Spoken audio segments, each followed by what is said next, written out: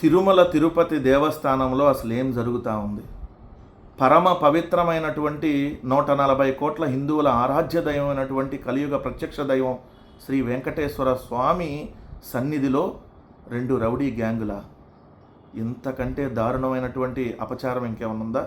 అసాంఘిక శక్తులకి అడ్డాగా తిరుమల తిరుపతి దేవస్థానాన్ని తయారు చేసినటువంటి ఈ కూటమి ప్రభుత్వం. ఇదిగోండి వాళ్ళ ఆంధ్రజ్యోతిలోనే వచ్చినటువంటి వార్త. తిరుమలలో 2 గ్యాంగుల మధ్య కొట్లాట, వంట సామాగ్రితో పరస్పర దాడులు, భయంతో పరుగులు తీసిన భక్తులు, క్యూ లైన్లో అనధికారిక వ్యాపారంతో ఆధిపత్య పోరే కారణం.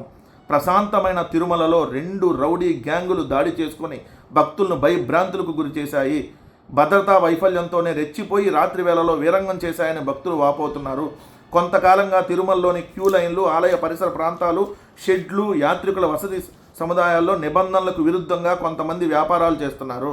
మరి తిరుమలలో నిబంధనలకు విరుద్ధంగా వ్యాపారాలు చేస్తూ ఉంటే టీటీడీ చైర్మన్ ముందు నుంచి వాటేసుకుంటా ఉన్నాడా? ఎవరినన్నా సిగ్గుందా? టీటీడీ చైర్మన్గా ఉన్నటువంటి బిఆర్ నాయుడిని అడుగుతా ఉన్నా.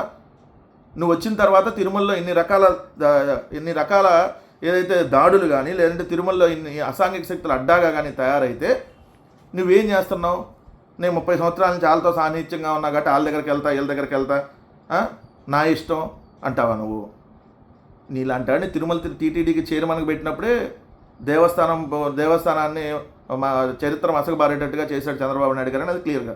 ఇక్కడ చూడండి, ఇంకా వీరే మద్యం మత్తులో నిత్యం ఏదో రకమైన దాడులతో తిరుమల వార్తల్లోకి ఎక్కేలా వ్యవహరిస్తున్నారంటే తిరుమలలో రౌడీ మోకలు అనధికారిక కూల్ డ్రింక్ విక్రయాలు చేస్తున్నారంట. తిరుమలలో మద్యం మత్తు, తిరుమలలో నిబంధనలకు విరుద్ధంగా అనధికార వ్యాపారాలు. మరి ఏంది ఇదన్నీ? రక్తపు మరకలతో ఉన్న వీరిని చూసి యాత్రికులు హడలిపోయారు. రక్తం వచ్చేలాగా 2 రౌడీ గ్యాంగులు కొట్టుకున్నాయంట తిరుమలలో. తిరుపతిలో కాదండి, తిరుమల గుడి దగ్గర. ఇది 140 కోట్ల హిందువుల ఆలయాన్ని బాగా పర్యవేక్షిస్తున్నారండి, బ్రహ్మాండంగా పర్యవేక్షిస్తున్నారు. గోవులు చనిపోతాయి, అన్యమత ప్రచారాల రింగులు అమ్ముతూ ఉంటారు, అక్కడే బిర్యానీలు తింటూ ఉంటారు, అక్కడే బెల్ట్ షాపులు నడుస్తూ ఉంటాయి. ఏం చేద్దాం అనుకుంటున్నారు? తిరుమలని భ్రష్టు పట్టించేస్తూ ఉన్నారు మీరు. ఇప్పుడు రావాలి కదా సనాతన డ్యామ్ డిషుక్ స్టార్ వచ్చి మరి తిరుమలలో 2 రౌడీ మొక్కల ఏదైతే వాళ్ళ కాళ్ళు కీళ్ళు ఇరుస్తావా లేదా పవన్ కళ్యాణ్? లేదంటే టీటీజీ చైర్మన్ కోసం చేసే దమ్ము ధైర్యం ఏమైనా ఉందా పవన్ కళ్యాణ్?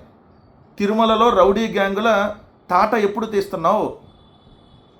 తిరుమలలో వాళ్ళ అరిచేయి గీతలు ఎప్పుడు కేస్తున్నావు? నువ్వు నిజంగా సనాతని డ్యామ్ డిషుక్ అయితే మరి ఖచ్చితంగా దీనికి చెప్పాలి. తక్షణం టీటీడీ చైర్మన్ ఆ పదవిలో పనికిరాడు. మొన్న మహిళలతో దొరికినాకే అతను రాసలీల దొరికినాకే అతను రాజీనామా చేయలేదు, చంద్రబాబు కూడా చేయించలేదు. సో తిరుమల పవిత్రత రోజు రోజుకి ఎంతగా దిగజారిపోతుందో ఇది చూస్తే మీకు అర్థం కావట్లేదా? నిజంగా బాధ అనిపిస్తూ ఉంది. ఏదైతే ఇలాంటి తిరుమల లాంటి దేవస్థానాన్ని ఇలా వీళ్ళ ఇష్టం వచ్చినట్టుగా రౌడీ మొక్కలకి, అసాంఘిక శక్తులకి అడ్డాగా తయారు చేశారు. ఖచ్చితంగా ఈ పాపం మాత్రం మిమ్మల్ని అందరినీ వెంటాడిద్ది ఈ కూటమిలో ఉన్నటువంటి నాయకులకని మాత్రం హెచ్చరిస్తూ ఉన్నా.